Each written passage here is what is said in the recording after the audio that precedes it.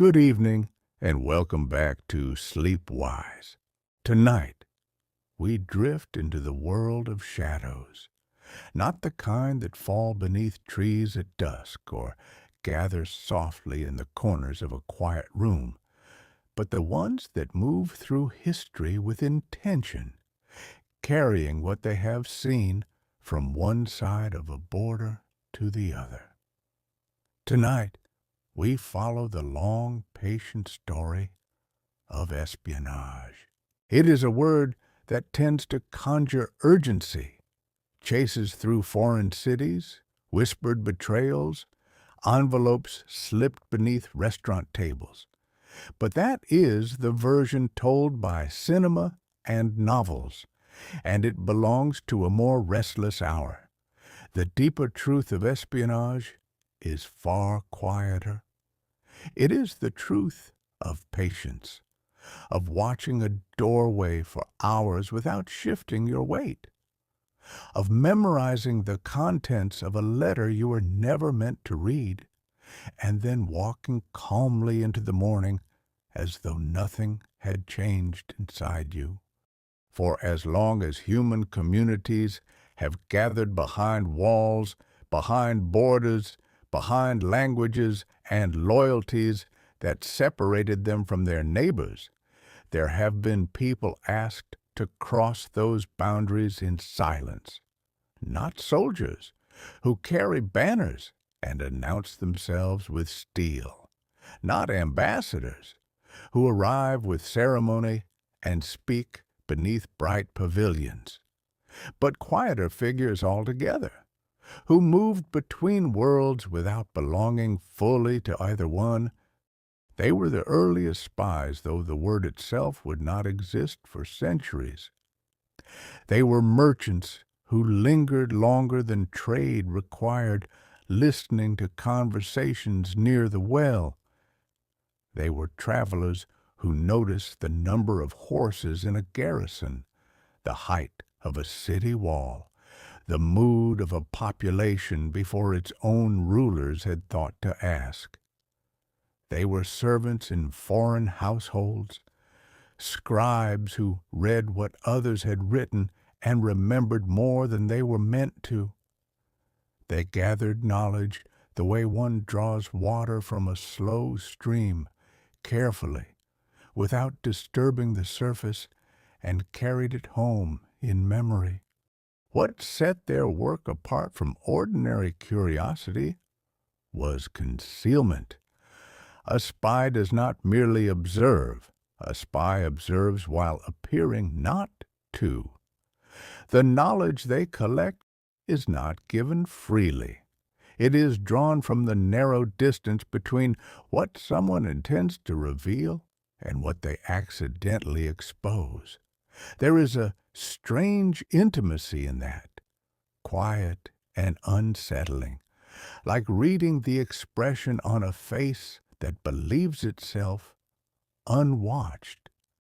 If these quiet journeys help you rest, you can follow SleepWise and share it with someone who might enjoy falling asleep while learning something new. And now, with the night around us and one of the oldest of human arts waiting somewhere in the dark, let us step softly into the story. We begin where most ancient things begin, in dust and warmth, beside rivers older than memory, in civilizations that understood the value of a secret long before they had a single word for it. The ancient world did not use the language of intelligence agencies or covert operations. It had no acronyms, no departments, no filing system stamped with classifications. But it understood, with a clarity that still impresses, that knowing what your enemy intended was often worth more than the strength to defeat him. In the river kingdoms of Egypt, pharaohs maintained networks of informants long before the great pyramids had finished settling into the sand. Envoys sent to neighboring lands carried more than greetings and tribute. They carried instructions to observe, to listen, to notice which granaries were full and which garrisons seemed restless. Reports traveled back along trade routes in the same slow caravans that carried linen and grain.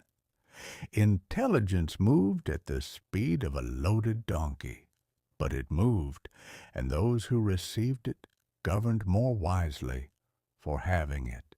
Farther east, in ancient China, the relationship between secrecy and statecraft was explored with remarkable depth. A military philosopher composed a treatise on warfare that devoted an entire chapter to the use of spies. He did not treat espionage as a shameful necessity. He placed it at the center of strategic thought. 5 types of spy were described with calm precision. There were local agents recruited from the enemy's population. There were agents placed inside the enemy's government. There were those who spread carefully chosen falsehoods in the open. There were expendable agents sent out with misleading information they themselves believed true. And there were living agents, the most valued, who penetrated deeply and returned with genuine knowledge. What is striking about this classification is not its ruthlessness, though it does not flinch from hard truths, but its sophistication. Thousands of years before the modern world built its intelligence bureaucracies, a single thinker had mapped the essential architecture. The types he described would reappear across the centuries, wearing different costumes but performing the same quiet roles. In Mesopotamia, clay tablets preserved diplomatic letters between rival courts, and within those letters one finds faint traces of intelligence work. A king writes to a vassal asking about troop movements along a border. An official complains that foreign merchants ask too many questions. The language is formal, almost drowsy in its ancient courtesy, but the anxiety beneath it is clear. Someone is watching. Someone is always watching. There is something meditative in how naturally espionage grew from the soil of early civilization. It was not invented in a single moment of cunning. It emerged the way agriculture emerged, the way writing emerged, slowly, from the ordinary need to understand what lay beyond the visible horizon. The first spy was simply someone who paid closer attention than anyone expected, and who understood that what they noticed might matter to someone far away. The ancient stories carry spies within them more often than one might expect. In the old Hebrew scriptures, a leader preparing to enter a promised land sends 12 men ahead to scout the territory. They are not soldiers. They are observers. Their task is to cross into an unfamiliar country, study its people, assess the strength of its defenses, and return with a picture of what awaits. Some come back frightened. Others come back resolute. But all of them have done the essential work of intelligence, which is to look at a place through the eyes of someone who has not yet arrived. That story, ancient as it is, contains a tension that would follow espionage through every century afterward. The scout returns, and the question becomes not only what did you see, but what does it mean, and can we trust the telling? Intelligence has always been as much about interpretation as observation. The raw information is only half the task. The other half is persuading those who receive it to understand what it implies. In the classical world, espionage grew alongside empire. The Greeks understood deception as a military art.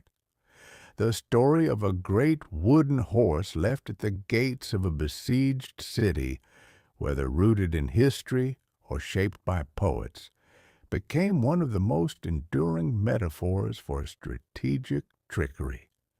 It taught a lesson intelligence services would repeat for millennia. Sometimes the most effective weapon is not force, but the careful management of what the enemy believes to be true. Rome carried the practice further and made it structural. As the Republic expanded into empire, the need for information grew with every conquered province. The Romans developed networks of couriers, informants, and what might today be called political officers, figures embedded in distant territories to monitor loyalty, report unrest, and anticipate trouble before it reached the capital.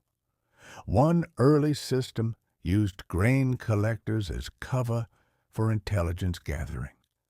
They moved freely, had reason to visit remote places, and aroused little suspicion. It was an early lesson in the plausible excuse, the ordinary role that conceals a second purpose. Roman emperors also understood domestic surveillance.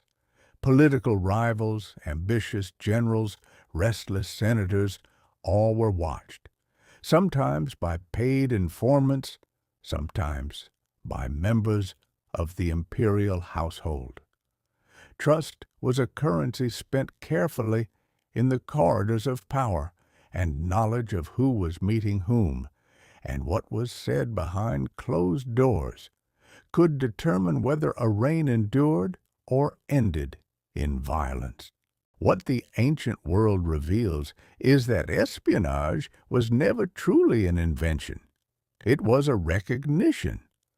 Societies discovered it the way they discovered fire, not by creating something new, but by learning to shape what was already there. Curiosity, observation, memory, and the willingness to conceal what one knew. These were ordinary qualities turned quietly toward extraordinary ends. As the centuries turned and the ancient empires receded, espionage did not disappear. It simply changed clothes. In the medieval world, information still traveled slowly, carried by messengers on horseback, tucked inside the robes of monks, or murmured between merchants at distant fairs. But wherever power concentrated, wherever thrones were contested or borders threatened, the quiet work of gathering intelligence continued like a low and steady hum. It was in the Italian city-states of the Renaissance that espionage first took on a shape recognizable to the modern eye. Venice, Florence, Milan, and the smaller republics around them existed in constant, delicate competition. Alliances shifted like candlelight. A treaty signed in the morning could be undermined by supper. In such a world, reliable information about a rival's intentions was not a luxury. It was survival. Venice, in particular, became a quiet master of the art. The Republic's ruling council maintained one of the most sophisticated intelligence networks in the known world. Ambassadors sent abroad were expected to file detailed reports not only about the politics of foreign courts, but about the personalities of rulers, the strength of their treasuries, the loyalty of their generals, and the mood of their populations. These dispatches were written with care, often in cipher, and archived by the state. Some survive to this day, offering a window into a world where diplomacy and espionage were barely distinguishable. The Council of Ten, a secretive body within Venetian government, oversaw much of this work.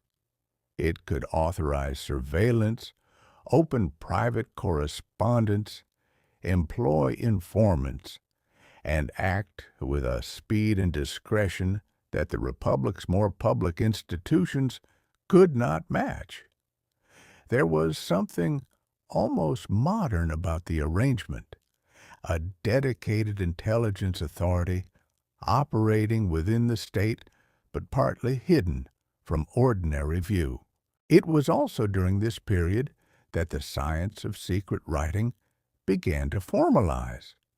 People had concealed messages for centuries using simple tricks like writing in milk or lemon juice that became visible only when heated. But in Renaissance Italy, cryptography grew more deliberate. Scholars developed substitution ciphers, replacing each letter with another, according to a secret key. Others explored frequency analysis, studying how often certain letters appeared in a language and using that pattern to crack hidden text. The contest between those who concealed messages and those who sought to reveal them had begun in earnest, and it would never end. What the Renaissance added to the story of espionage was not just technique, but institutional memory. For the first time, states began to treat intelligence as a permanent function of government rather than an improvised response to crisis. The spy was no longer summoned in wartime and forgotten in peace. The spy had become part of the architecture. If Venice built the model, it was in England, during the long and anxious reign of a Tudor queen, that espionage became something closer to a modern intelligence service. The queen faced threats from every direction. Catholic Europe regarded her as illegitimate. Rival claimants gathered support abroad. Assassination plots moved through the courts of the continent like slow weather, and the question was never whether danger existed, but when and from where it would arrive. Into that atmosphere stepped a man whose name would become synonymous with the birth of English intelligence. He was not a soldier or a nobleman of military reputation. He was a scholar, a lawyer, a diplomat with dark eyes, and a talent for patience. He served the Queen as her principal secretary, but his deeper role was something the age had not yet named. He was her spy master. He built his network with meticulous care. Agents were recruited across Europe, in the ports of France and the Low Countries, in the courts of Spain and Italy, in the exile communities where the Queen's enemies gathered to plan. Some were gentlemen with political convictions. Others were adventurers drawn by the promise of payment. A few were double agents whose loyalties shifted with the wind, tolerated because even unreliable sources sometimes carried fragments of truth. The letters these agents sent back were often written in cipher, and the secretary employed skilled cryptographers to decode the correspondence of foreign courts. He understood, perhaps better than any figure of his century, that a secret message intercepted was not merely evidence. It was a weapon. If handled carefully, it could be used not only to uncover a conspiracy, but to control its outcome. His greatest operation centered on a plot to overthrow the Queen and place a rival on the throne. The conspirators communicated through coded letters smuggled inside beer barrels delivered to a country estate where the rival was held under guard. What they did not know was that the courier had been turned. Their letters passed through the secretary's hands before reaching their destination. Every word was copied, decoded, and studied. The conspirators believed they were building a revolution. In truth, they were composing their own evidence. When the case was brought to trial, the letters provided damning proof. The rival was convicted and eventually executed. The plot collapsed, and the secretary's quiet system of interception, decryption, and patience had accomplished what armies might have failed to achieve. There is something both impressive and melancholy in his story. He did not live long after his greatest success. He died without wealth, having spent much of his own fortune funding the network he built. The Queen, for all she owed him, did not repay his debts. He was buried quietly, without ceremony, as though the secrecy that defined his life had followed him into death. Before the story moves further through the centuries, it is worth pausing to consider what the life of a spy actually felt like from the inside. History remembers the operations, the intercepted letters, the plots uncovered or betrayed. But behind every piece of intelligence work stood a person who had agreed to become, in some essential way, invisible. The spy's first discipline is not cunning, it is patience. Long stretches of ordinary life must be endured while waiting for a single moment of usefulness.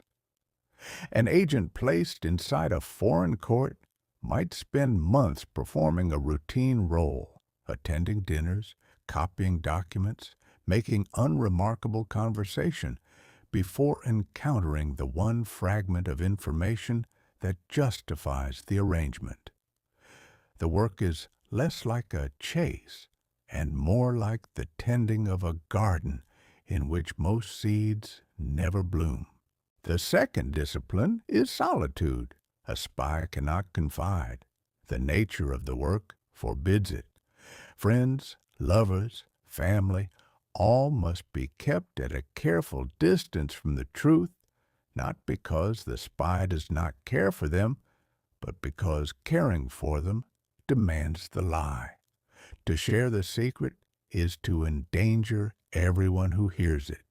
And so the spy learns to live inside a kind of quiet enclosure, surrounded by people, yet fundamentally alone with what they know. There is also the strange matter of identity. A spy who operates under a false name in a foreign country, performing a role not their own, begins over time to inhabit that role more deeply than anyone planned. The accent once practiced becomes natural. Habits adopted for cover start to feel like real preferences. The person one pretends to be presses against the person one actually is, and the border between them grows thin. Some who lived this way for years described a feeling of hollowness, as though the performance had consumed whatever stood behind it. This is the part of espionage that rarely appears in dramatic retellings. It is not the danger that wears a person down most deeply, though danger is real enough. It is the pretending, the smiling when one is afraid, the calm when one is furious, the daily act of presenting a surface that does not match the interior. And yet, people have chosen this life across centuries and cultures for reasons as varied as the human heart. Some were driven by patriotism, some by ideology, by the conviction that the world needed reshaping and that hidden hands were required, some by adventure, by the restless need to live at the edge of things, and a few by something harder to explain, a quiet fascination with secrecy itself, with the puzzle of living two lives and seeing how long the seam could hold. Whatever the motive, the Spies' interior world remains one of the most private landscapes in human experience, a place we can approach but never fully enter, much like sleep itself, that other country where the waking self steps aside and something stranger takes its place. When the American colonies rose against the British crown, espionage was not a distant art borrowed from European courts. It became a matter of survival. The colonial army was outmanned, outgunned, and often outmaneuvered. What it lacked in firepower, it compensated for with knowledge. And knowledge, in a war fought across farms and occupied cities, depended on ordinary people willing to take extraordinary risks. The commander of the colonial forces understood this from the start. He was not trained as a spy master, but he had a talent for secrecy and a respect for information that shaped everything he did. He recruited agents personally, devised cover stories, and insisted on precautions that would not have been out of place in a later century. A well-placed informant behind enemy lines, he believed, could be worth more than a regiment. His most enduring intelligence operation was a small network of civilians in and around an occupied port city. They were not professionals. They were farmers, merchants, tavern keepers, and at least one woman whose role has been largely lost to time. They communicated through dead drops, coded letters, and signals visible from across the water. A certain arrangement of laundry on a clothesline could indicate a message was waiting. A number placed inside an innocent letter could refer to a name in a shared code book. The system was slow and fragile, but it held. One of the network's most valuable contributions was early warning of troop movements. When the British planned to shift forces or launch an assault, information often passed through this quiet chain before reaching the colonial command.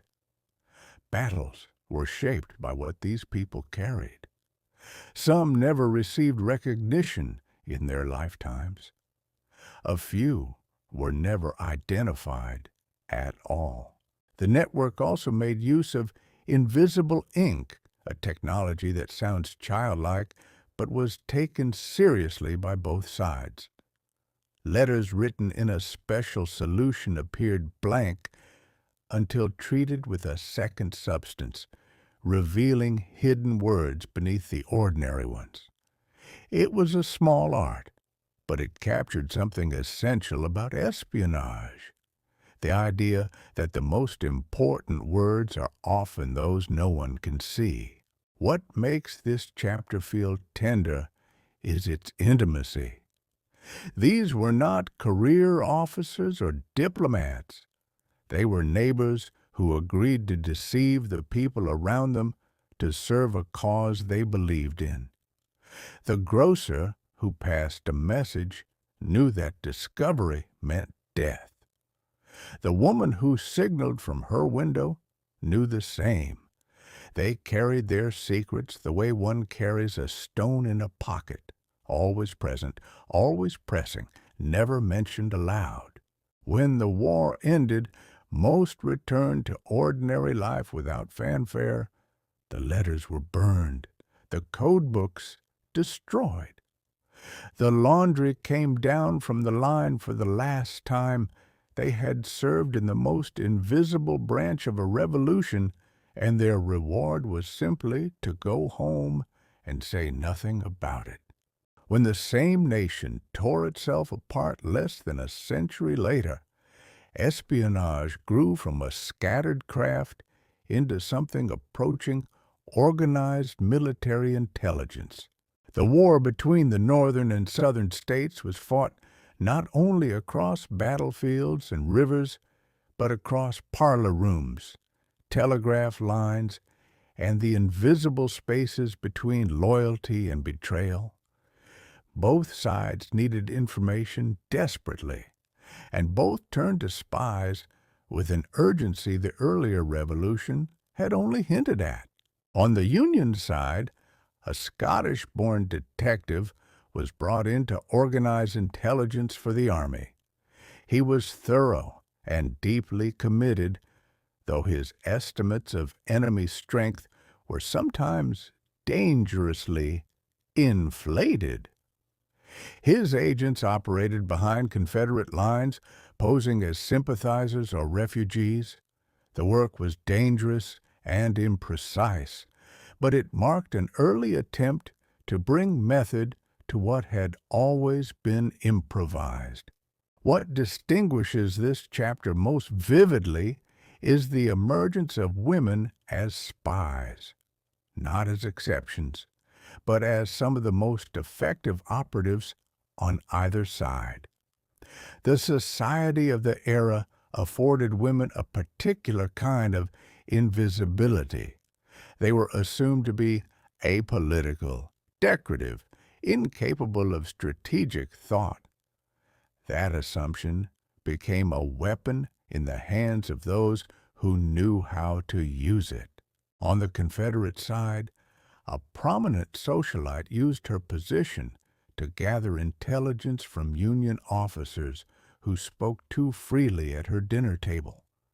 She passed information southward through couriers, and the intelligence she provided contributed to at least one significant early victory. When she was arrested, she continued her efforts from prison, smuggling messages in her hair and through sympathetic guards. On the Union side, a wealthy woman living in the Confederate capital ran one of the war's most remarkable operations from inside enemy territory. She cultivated a reputation for eccentricity, allowing neighbors to dismiss her as harmless, while secretly encoding information and passing it northward through a chain of contacts. She even placed a former servant inside the Confederate executive residence, where the woman gathered intelligence from conversations and documents passing through the house. These women operated without training, without rank, and often without acknowledgement. They risked execution. They endured suspicion, isolation, and the particular cruelty reserved for those who violate the expectations of their age. Yet they persisted, driven by conviction and by the knowledge that their very invisibility was what made them effective. The war also saw the first significant use of signal intelligence, the interception of enemy telegraph messages. Wiretapping, still crude by later standards, entered the vocabulary of espionage. The electrical signal, which had promised to make communication faster, had also made it vulnerable. A new frontier had opened, one that would only grow wider with time. In the decades that followed, as the great powers of Europe armed and eyed one another across borders both physical and diplomatic, espionage began its transformation from an art into an institution. The old model of the individual spy, recruited for a crisis and released when the danger passed, gave way to something permanent. Governments established intelligence bureaus, staffed them with career officers, and began to treat the gathering of secrets as a continuous function of the state. Britain formalized its intelligence services near the turn of the century, creating separate branches for domestic security and foreign operations. France, Germany, and Russia maintained their own agencies, each watching the others with suspicion and professional respect.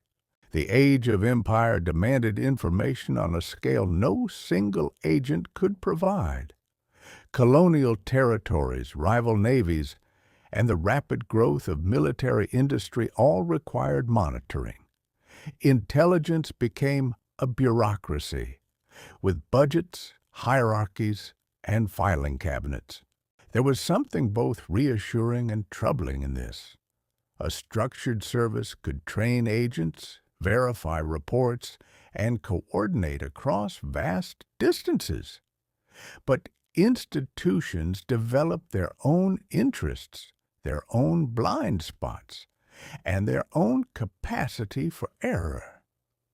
When intelligence becomes a department, it grows vulnerable to pressures that afflict all departments: the desire to please superiors, the temptation to shape evidence toward a preferred conclusion, the slow decay of skepticism under the weight of routine.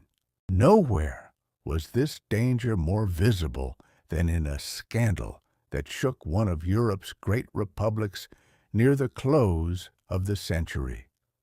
A military officer was accused of passing secrets to a foreign power.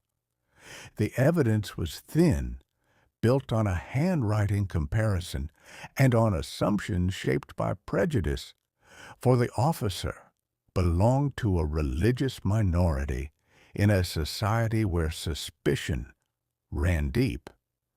He was convicted, publicly degraded, and sent to a remote prison island. But the case did not rest. Evidence emerged that the real traitor was another officer entirely, and that members of the intelligence service had suppressed or fabricated documents to protect the verdict. The affair divided the nation. It became a lasting reminder that intelligence services, because they operate in secrecy, require oversight. Without it, the tools designed to protect a society can turn against the people they are meant to serve. The officer was eventually exonerated, but the damage to public trust ran deep. The scandal revealed that espionage, once institutional, carries risks beyond the battlefield. It can become entangled with prejudice, with politics, with the quiet corruption that grows wherever power moves beyond public view. As the old century ended, espionage stood at a threshold. It had grown more powerful and more embedded in government than ever before, and the world it served was about to erupt. The war that engulfed Europe in the second decade of the 20th century transformed espionage the way it transformed everything else, violently, permanently, and on a scale no previous generation could have imagined. Millions of soldiers faced one another across trenches that barely moved for years. Behind the lines, intelligence services expanded to match the appetite of a conflict that consumed nations whole. For the first time, espionage became truly industrial. Governments recruited agents by the hundreds. Cipher bureaus grew into departments staffed with linguists, mathematicians, and analysts who processed intercepted messages at a pace the old courts of Venice or Tudor England would have found unimaginable. The telegraph and the wireless radio, technologies that had promised to connect the world, had also made it possible to eavesdrop on it. Signal intelligence became as important as any spy in the field. In Britain, a quiet office known by its room number became one of the war's most consequential intelligence operations. Staffed by a peculiar mix of classicists, linguists, and naval officers, it intercepted and decoded German communications with remarkable success. Its work influenced fleet movements, submarine detection, and at least one pivotal diplomatic revelation that helped draw a reluctant power into the conflict. The room operated in near total secrecy. Many of its contributions were not understood by the public until years after the fighting ended. On the continent, intelligence services deployed agents into occupied territories, behind enemy lines, and across neutral borders. Some were professionals. Many were amateurs pressed into service by circumstance. The risks were enormous. An agent caught in enemy territory could expect imprisonment at best, execution at worst. The moral architecture of espionage, always fragile, strained under the weight of a war that seemed to dissolve every boundary. Among the war's most famous figures was a woman whose name became synonymous with the idea of the seductive spy. She was a dancer, a courtesan, and by some accounts an agent for more than one side. Her trial and execution captivated the public, but the truth of her case remains clouded. Whether she was a genuine threat or a convenient scapegoat remains debated. Her story endures less for what it reveals about espionage and more for what it reveals about how societies choose their villains. When the war ended, the intelligence services did not disband. They had grown too large, too embedded, too necessary. The silence that followed was not the silence of peace. It was the silence of preparation. The agencies built to fight one war immediately began watching for the next. Espionage had become permanent, and the world that emerged from the trenches would never again pretend otherwise. The years between the two great wars were not quiet years for espionage. They only appeared that way.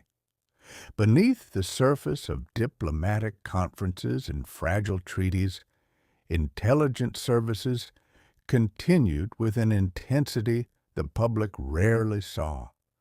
New ideologies had entered the world, and with them came a new kind of spy, one driven not by patriotism or payment, but by belief. In the universities of Britain during the interwar period, a generation of young men encountered ideas that shook them. Some were drawn to a political philosophy that promised to remake the world from its foundations, to sweep away inequality and empire and the old structures of class. They were idealists, many of them brilliant, and they looked at the society around them with a mixture of love and disgust. A few were quietly approached by agents of a foreign power and asked whether they might be willing to help. What followed was one of the most extraordinary espionage operations of the century. A small group of Cambridge-educated men penetrated the highest levels of British intelligence, diplomacy, and government. They passed secrets for decades, not for money, but because they believed they were serving a higher cause. One rose to a senior position within the intelligence service itself. Another became a trusted diplomat with access to sensitive communications. A third worked at the heart of counterintelligence, the very department tasked with catching spies.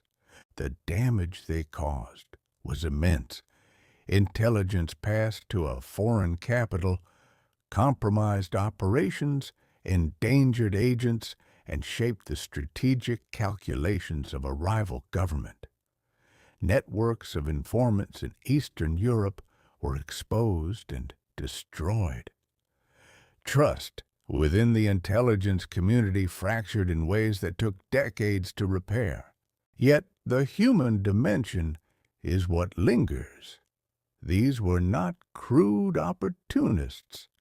They were cultivated, articulate men who moved through the drawing rooms of the English establishment with perfect ease. Their betrayal was not loud. It was woven into the texture of ordinary life, into friendships, professional bonds, and the daily rituals of privilege. They smiled at colleagues whose agents they had condemned. They drank with men whose secrets they had already passed along. When suspicion finally gathered, some fled.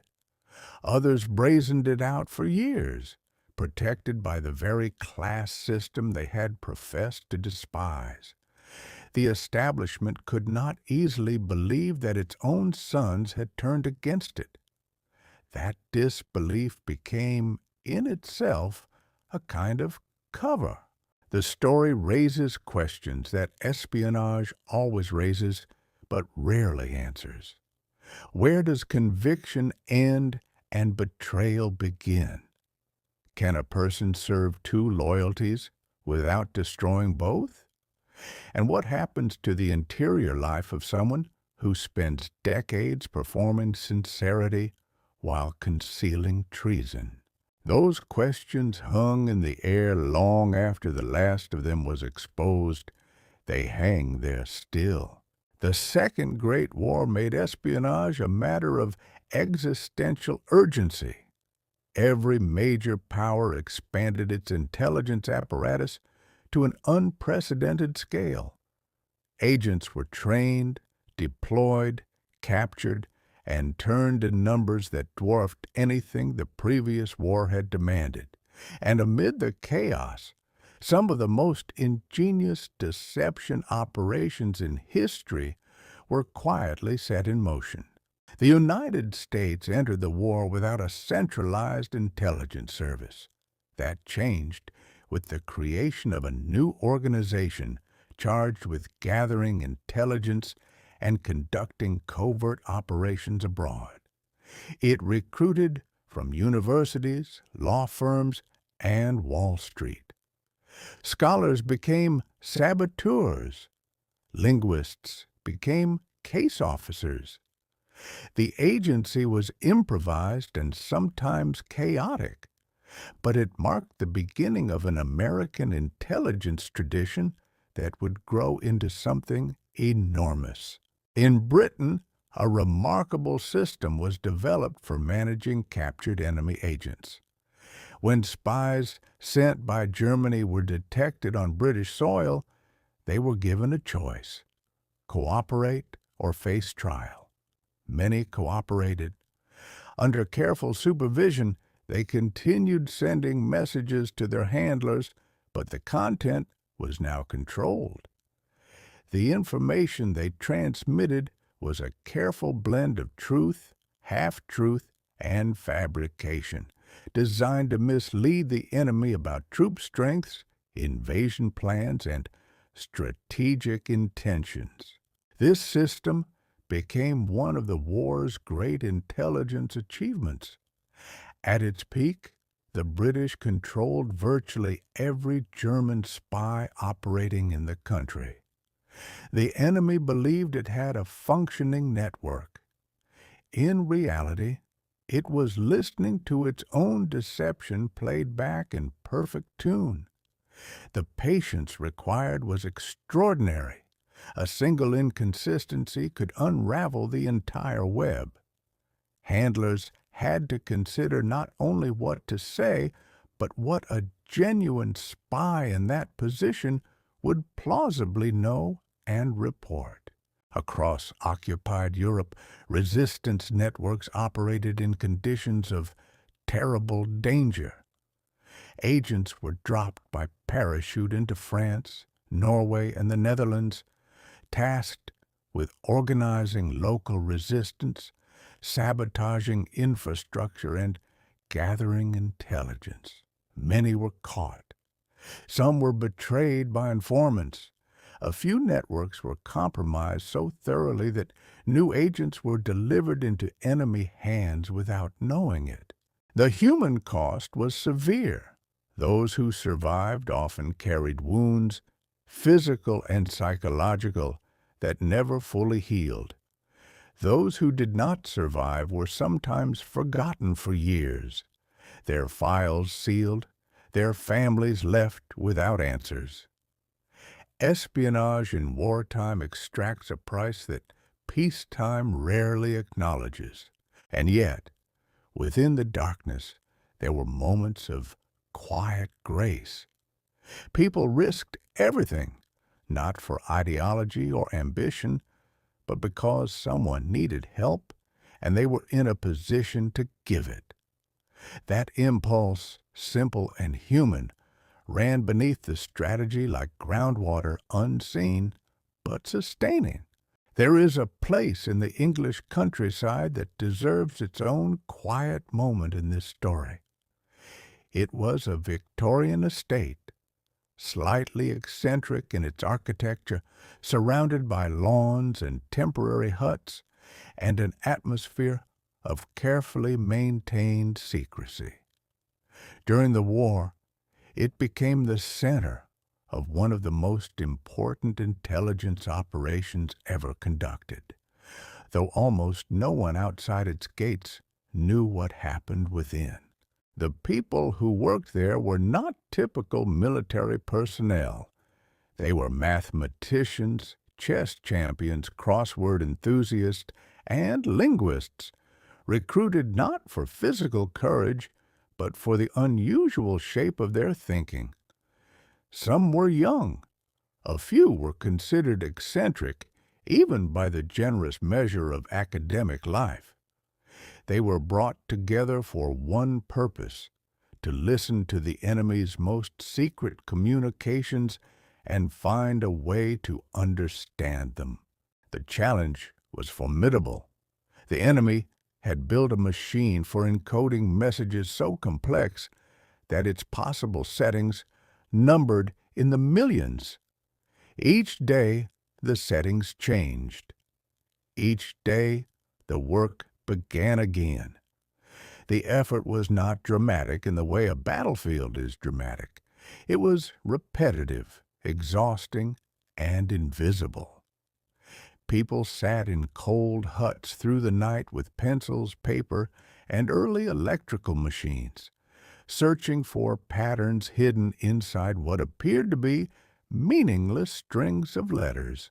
When a break came, it was not announced with trumpets. A shift would crack a day's settings, and the encoded traffic would open like a window. Orders, positions, submarine deployments, all became legible. The intelligence that flowed from these successes shaped battles, saved convoys, and shortened the war by a margin historians still debate. But here is the part that belongs most naturally to this quiet hour. The people who did this work were forbidden from speaking about it, not discouraged. Forbidden, under threat of prosecution, for decades after the war ended. They returned to universities, schools, and ordinary lives carrying one of the century's greatest secrets. Marriages were conducted without the other person knowing what their partner had done. Friendships lasted years without a word of truth on this one subject. Imagine that weight. To have contributed to something that saved lives on a scale almost too large to comprehend, and to be unable to say so. To sit at a dinner table while someone dismisses the war years as dull, and to smile and say nothing. To grow old beside a secret that defines you and yet cannot be shared.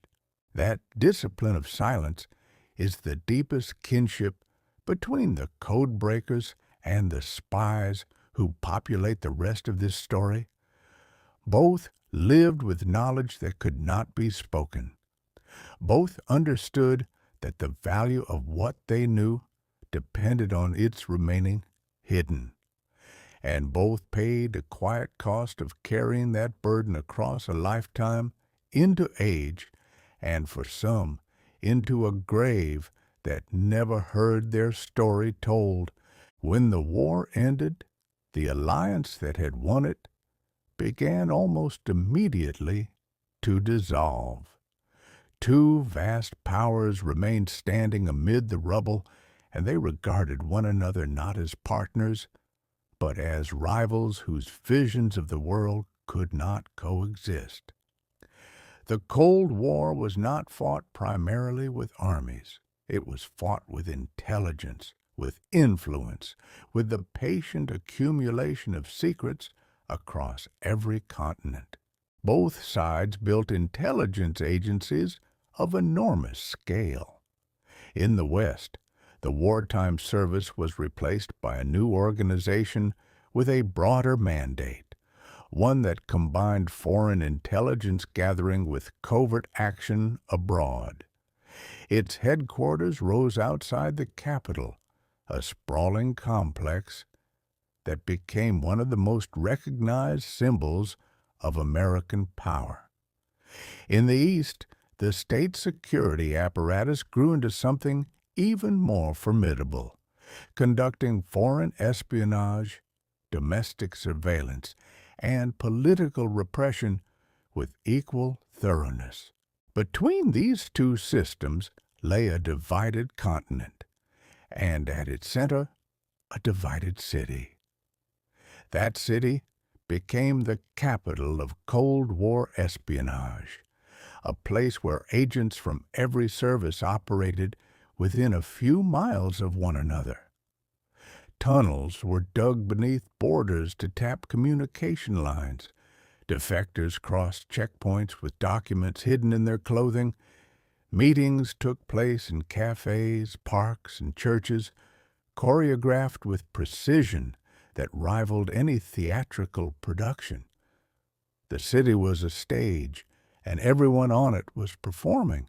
The mood of the era was suspicion, not the sharp, focused suspicion of wartime, where the enemy wore a uniform and held a known position, but something more diffuse. The enemy might be anyone, a colleague, a neighbor, a friend. Intelligence agencies on both sides devoted enormous resources to counterintelligence, the art of finding the spy within.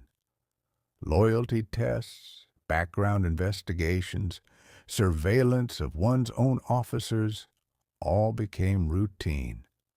The machinery of trust had been damaged by the betrayals of previous decades, and repairing it proved slow work. For the agents who operated in this world, the psychological demands were severe. A case officer running a source behind the opposing curtain lived with the knowledge that a single mistake, a followed car, an intercepted message, could end not only an operation, but a life. The agent being run lived with something worse, the knowledge that they were dependent on people they might never meet, people who might one day decide the risk was no longer worth the reward. The Cold War produced celebrated and tragic figures alike, but it also produced something less visible and perhaps more important, a permanent infrastructure of secrecy that would outlast the conflict itself. Intelligence had become not merely a tool of statecraft, but a condition of modern life, as constant and quiet as the hum of electricity behind a wall. If espionage has a poetry, it lives in tradecraft. The word is unassuming, almost humble, as though spying were a kind of skilled labor, like carpentry or watchmaking. And, in a way, it is. Tradecraft is the accumulated knowledge of how to operate in secret, how to pass information, avoid detection, and survive in a world where every gesture is potentially observed. It is the grammar beneath the language of espionage, the quiet habits that separate the competent from the exposed. Consider the dead drop. It is one of the oldest and most elegant tools in the repertoire. Two people who must never be seen together agree on a hidden location, a hollow in a tree, a gap behind a loose brick, the underside of a park bench. One deposits a message. The other retrieves it hours or days later. They never meet. They never speak. The information passes between them through the mute cooperation of geography and patience. There is something almost ceremonial about it, a ritual performed in silence, witnessed by no one. Then there is the brush pass, its opposite in nearly every way. Two people walk toward each other on a crowded street. As they pass, one transfers a small object, a rolled note, a strip of film. The exchange takes less than a second. To anyone watching, it looks like nothing. Two strangers brushing shoulders. The art lies in preparation, the hours spent choosing the location, timing the approach, rehearsing until the movement becomes as natural as adjusting a sleeve. Surveillance detection is another quiet discipline. An agent moving through a city must know whether they are being followed. This is not done by glancing over one shoulder. It is done through a planned route that includes stops, turns, and changes of pace designed to force any follower to reveal themselves. A good route might take hours, winding through shops, parks, and transit, testing the space behind. Only when the agent is satisfied the path is clean does the real business begin. There is also communication. During the Cold War, one-time pads were the gold standard of secure messaging. Each pad contained a unique sequence of random numbers shared between sender and receiver. A message encoded with one page could not be decoded without its match. Once used, the page was destroyed. The system was unbreakable in theory, though it demanded perfect discipline. What unites these methods is restraint. Tradecraft is not about cleverness displayed, but cleverness concealed. The best operation leaves no trace, no evidence, no memory in any bystander's mind. The work succeeds to the degree that it remains invisible, a passage through the world so gentle that the world does not notice it has been touched. In that way, Tradecraft shares something with sleep. Both ask us to move through a space without disturbing it. Both reward stillness. And both unfold best in darkness, when the watching world has finally closed its eyes. Of all the figures who move through the history of espionage, none carries a stranger burden than the double agent. This is the person who serves two masters, who reports to one side while secretly working for the other, or who begins loyal and is slowly turned until the original allegiance exists only as performance. The double agent lives at the center of deception, and the weight of that position is unlike anything else in the secret world. Sometimes the turning happens through ideology. A person believes in one system, serves it faithfully, and then begins to doubt. The doubts grow slowly, the way cracks spread through old plaster. A policy that seemed just begins to seem cruel. A leader once admired begins to seem dangerous. And one day, a quiet decision is reached, and the person begins to pass what they know to the other side. They continue to appear loyal. They attend the same meetings, file the same reports. But inside, the architecture has shifted. Sometimes the turning happens through pressure.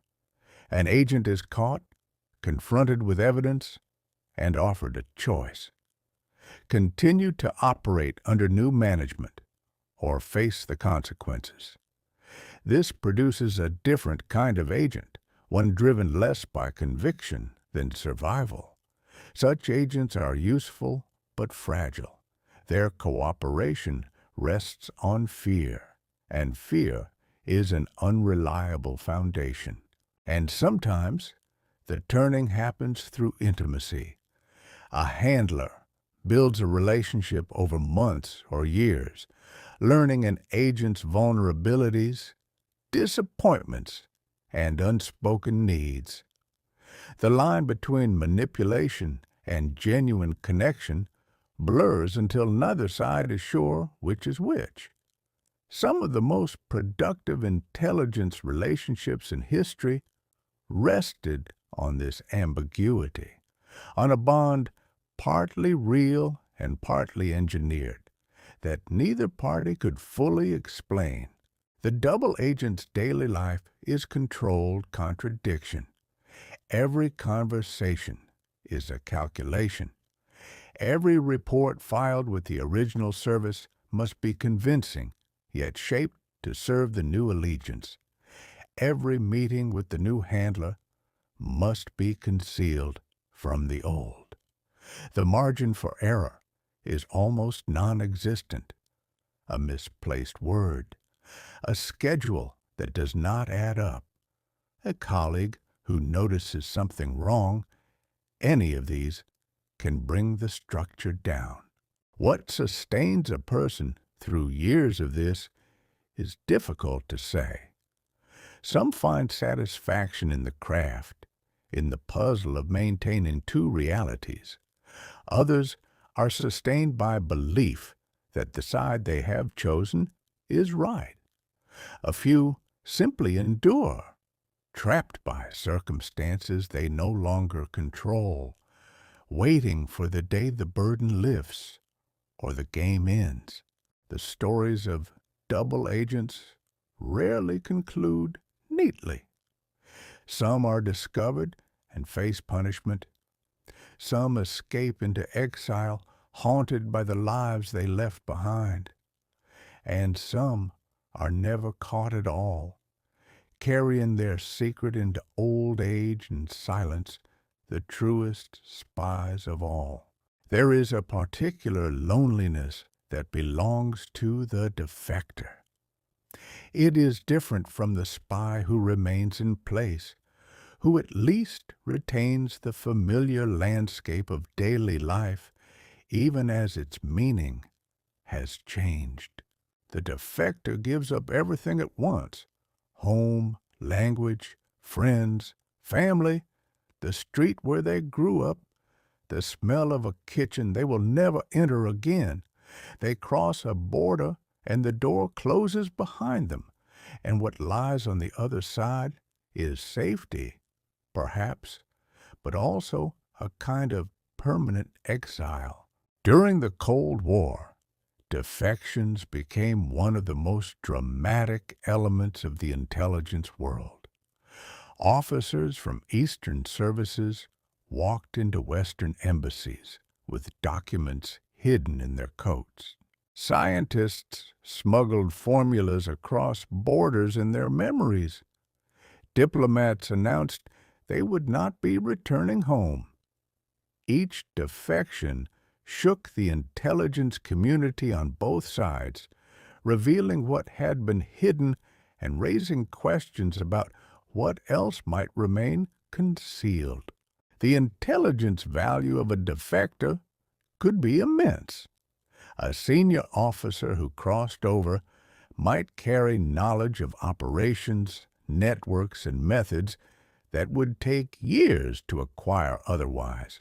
Moles who had operated undetected for decades could be exposed by a single piece of information carried in a defector's mind. For this reason, defectors were prized, debriefed exhaustively, and protected with care. But the human reality was often less triumphant. After the debriefings ended and the intelligence had been extracted, the defector faced the task of building a life in a country that was not home. Some adapted. They learned new languages, found work, built relationships. Others did not. They drank. They grew paranoid. They lived in small apartments provided by the government that had received them, waiting for phone calls that came less frequently as their information grew stale. There was also the matter of those left behind. When a person defected, their family often paid the price. Relatives were interrogated, demoted, sometimes imprisoned. Children grew up under suspicion. The defector's name became unspeakable in the household they had abandoned. The cost of the crossing was not borne by one person. It rippled outward through relationships that had no say in the decision. Some defectors eventually regretted their choice, though few could undo it. The world they had left had changed. The world they had entered had never fully accepted them. They existed in a permanent between, belonging to neither side, trusted completely by no one. And yet, defection also carried a kind of courage. To walk away from everything familiar, knowing that the door will not reopen, requires a conviction so deep it overwhelms the instinct to stay. Whether that conviction was political, moral, or simply the need to be free, it marked the defector as someone who had chosen truth over comfort at a cost most people will never be asked to pay. When the wall came down and the Cold War ended, many expected that the age of espionage might end with it. The great rivalry that had defined intelligence work for nearly half a century was over. The enemy had dissolved. Surely the vast apparatus of secrecy, built for a world of two opposing powers, would begin to shrink. It did not. What changed was not the scale of intelligence, but its shape. The clearly defined adversary gave way to a scattered landscape of threats, regional conflicts, the spread of unconventional weapons, and the rise of non-state actors, all created new demands. Intelligence agencies adapted, sometimes clumsily, sometimes with speed. The old skills of human espionage remained essential. But they were joined by something new, The electronic revolution now reached into every corner of intelligence work. Satellites that could photograph a headline from orbit had already changed reconnaissance. Now, the expansion of digital communication created an ocean of data no human network could have gathered. Phone calls, emails, financial transactions, and eventually the vast chatter of the Internet all became potential sources. The challenge shifted from finding information to sorting it, from the scarcity of secrets to the overwhelming abundance of signals. Agencies devoted to signal intelligence grew enormously. Listening stations that had once monitored radio transmissions now processed digital traffic on a scale that would have seemed fantastical a generation earlier. The ability to intercept a message was no longer the hard part. The hard part was knowing which message among billions mattered. This transformation raised questions earlier generations had never faced. When agencies could monitor the communications of entire populations, the old distinction between foreign surveillance and domestic privacy began to erode. Citizens of democratic nations discovered, sometimes through leaks and scandal, that machinery built to watch enemies abroad had also been watching them. The debate that followed was not new in principle. It was the same tension between security and liberty that had shadowed espionage since its earliest days. But the scale was new, and the stakes felt different when the tools were so powerful and so quiet. The human spy did not vanish. In many ways, human intelligence became more important precisely because electronic surveillance had limits. A satellite could photograph a building but not reveal what was discussed inside. An intercepted message could show what someone said but not what they intended. For understanding motive and the subtle textures of foreign decision-making, there remained no substitute for a person in the room. And so, espionage continued, changed in its tools, but unchanged in its essence. The question remained what it had always been. What is hidden, and how can it be known?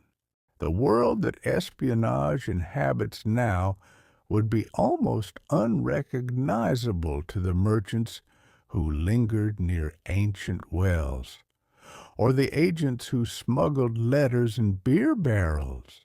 The tools have changed so profoundly that the meaning of secrecy itself has shifted.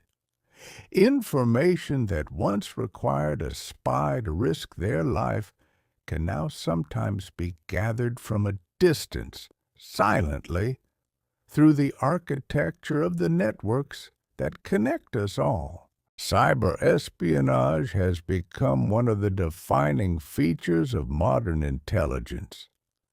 Nations probe each other's computer systems with the same persistence that earlier generations probed diplomatic pouches. Sensitive data, military plans, industrial secrets, and private communications can be copied without anyone entering a building or crossing a border. The operation leaves no physical footprint. There is no courier to follow, no dead drop to discover.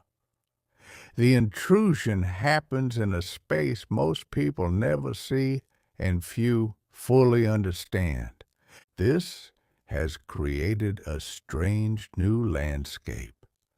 States that would never risk open confrontation conduct aggressive operations against one another in the digital realm. The boundaries between espionage, sabotage, and warfare blur in ways that existing laws struggle to address. A cyber attack on critical infrastructure can cause damage comparable to a military strike. Yet it arrives without warning, without uniforms, and often without clear attribution. At the same time, the volume of personal information flowing through digital networks has given intelligence agencies access to private lives on a scale no previous system could have achieved. The questions this raises are not merely technical. They touch on the deepest assumptions about the relationship between individual and state. How much privacy must a society sacrifice for security? Who decides where the boundary falls? And what happens when tools designed to protect a nation become powerful enough to monitor every conversation, every movement, every transaction within it? These are not questions espionage alone can answer. They belong to the broader conversation about what kind of societies people wish to build.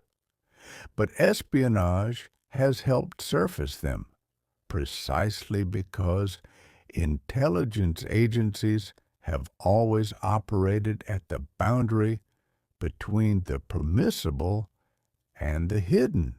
There is also a quieter dimension worth noting. Even now, in an age of satellites and algorithms, human agents still operate in the field. They still meet sources in foreign cities. They still carry secrets in their memories.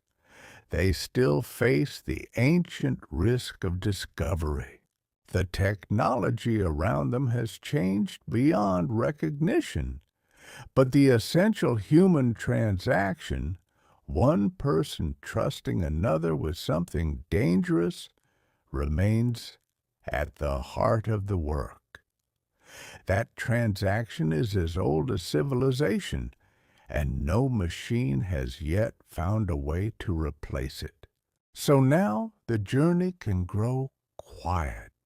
We began in the ancient world, where pharaohs sent envoys with instructions to observe, and philosophers mapped the architecture of espionage long before anyone used the word. We followed the practice through classical empires and Renaissance courts, through the cipher rooms of Tudor England and the occupied cities of colonial America. We watched it grow from a scattered art into a profession, from a profession into a bureaucracy, and from a bureaucracy into a permanent feature of modern life. Along the way, the tools changed beyond recognition. Clay tablets gave way to invisible ink. Invisible ink gave way to one-time pads. One-time pads gave way to encrypted signals moving at the speed of light. Satellites replaced scouts. Algorithms joined analysts. The world that the earliest spies navigated on foot has become a world of fiber optic cables and silent intrusions across networks that span the globe. And yet, beneath all that change, something has remained constant. At its heart, espionage has always been about one person carrying a secret on behalf of another. It has always required patience, the willingness to wait without recognition. It has always required solitude, the ability to live with knowledge that cannot be shared. And it has always carried a cost, sometimes measured in years of quiet pretending, sometimes in exile, sometimes in consequences far more severe. The spy was never the figure that cinema imagined.